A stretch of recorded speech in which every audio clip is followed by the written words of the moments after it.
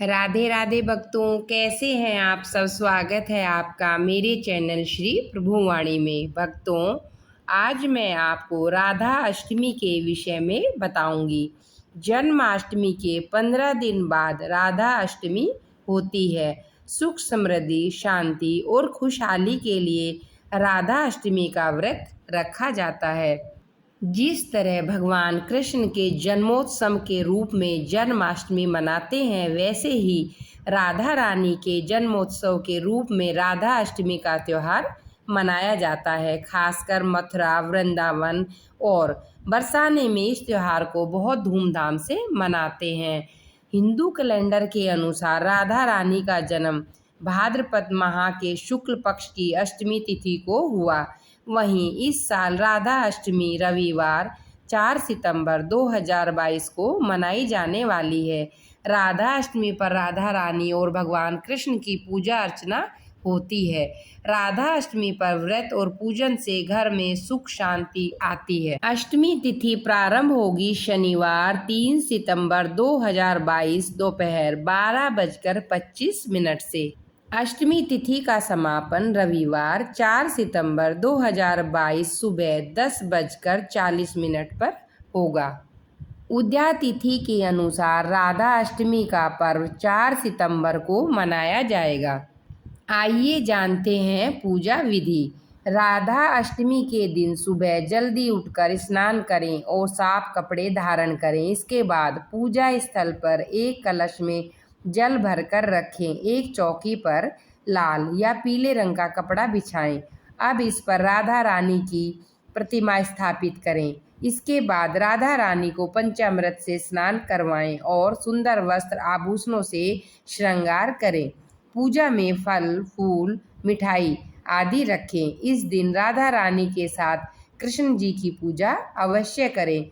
पूजा में राधा कृष्ण के मंत्रों का जाप करें, साथ ही कथा भी सुने। आखिर में राधा कृष्ण की आरती करें। राधाष्टमी पर पूजा और व्रत करने से श्री कृष्ण भी प्रसन्न होकर आशीर्वाद देते हैं। आइए सुनते हैं राधा जी के जन्म की कथा। राधा श्री कृष्ण के साथ गोलोक में निवास करती थी। एक बार देवी राधा गोलोक में नहीं थी। इस समय श्री कृष्ण अपनी एक सखी विराजा के साथ गोलोक में विहार कर रहे थे। राधा जी यह सुनकर क्रोधित हो गई और तुरंत श्री कृष्ण के पास पहुंची। उन्होंने भला बुरा कहा। यह देखकर कान्हा के मित्र श्री दामा को बुरा लगा और उन्होंने राधा को पृथ्वी पर जन्म लेने का श्राप दे दिया। राधा को इस तरह क्रोधित देखकर विराजा वहां से नदी रूप में चली गई। इस शाप के बाद राधा ने श्री धामा को राक्षस कुल में जन्म लेने का श्राप दे दिया। देवी राधा के शाप के कारण ही श्री धामा ने शंखचूड़ राक्षस के रूप में जन्म लिया। वहीं राक्षस जो भगवान विष्णु का अनन्य भक्त बना और देवी राधा ने वृषभानु जी की पुत्री के रूप में पृथ्वी पर जन्म लिया। लेकिन राधा वृषभानु जी की पत्नी देवी कृति के गर्भ से नहीं जन्मी। जब श्री धामा और राधा ने एक दूसरे को श्राप दिया, तब श्री कृष्ण ने राधा से कहा, आपको पृथ्वी पर देवी कृति और वृषभानु जी की पुत्री के रूप में रहना है। वहां आपका विवाह रायण नामक एक वैश्य से होगा। रायण मेरा ही अंशावतार होगा और पृथ्वी पर भी आप मेरी प्रिया बनकर रहेंगी। उस रूप में हमें विछोह का दर्द सहना होगा। अब आप पृथ्वी पर जन्म लेने की तैयारी करें। सांसारिक दृष्टि में देवी कीर्ति गर्भवती हुई और उन्हें प्रसव भी हुआ। लेकिन देवी कीर्ति के गर्भ में योग माया की प्रेरणा से वायु का प्रवेश हुआ और उन्होंने वायु को ही जन्म दिया। जब वह प्रसव पीड़ा से गुजर रही थी, उसी समय वहां देवी राधा कन्या के रूप में प्रकट हुई। कृष्ण प्रिय राधा रानी के प्रकाट्य दिवस पर व्रत रखने से भगवान कृष्ण भी प्रसन्न होते हैं और मनोवांछित फल प्रदान करते हैं। राधा नाम संसार के सभी दुखों को हरने वाला है। मान्यता के अनुसार इस व्रत को करने से धन की कमी नहीं होती और घर में बरकत बनी रहती है।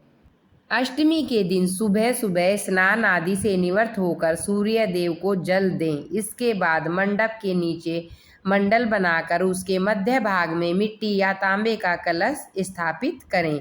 अब इस पात्र पर वस्त्रों से सुसज्जित राधा जी की मूर्ति स्थापित करें। इसके बाद राधा रानी के 16 उपचार और पूजा अर्चना करें। राधा जी की पूजा मध्याह्न के वक्त की जाती है। पूजन के बाद उपवास करें और एक समय भोजन करें। अगले दिन श्रद्धा अनुसार सुहागिन स्त्रियां और ब्राह्मणों को भोजन कराएं और दक्षिणा दें। इसके बाद स्वयं भी प्रसाद के रूप में भोजन ग्रहण करें। बोलो राधा रानी की जय, कृष्ण भगवान की जय। भक्तों, अगर आपको मेरे द्वारा सुनाई गई कथा पसंद आए तो आप इसे लाइक और सब्सक्राइब अवश्य करें।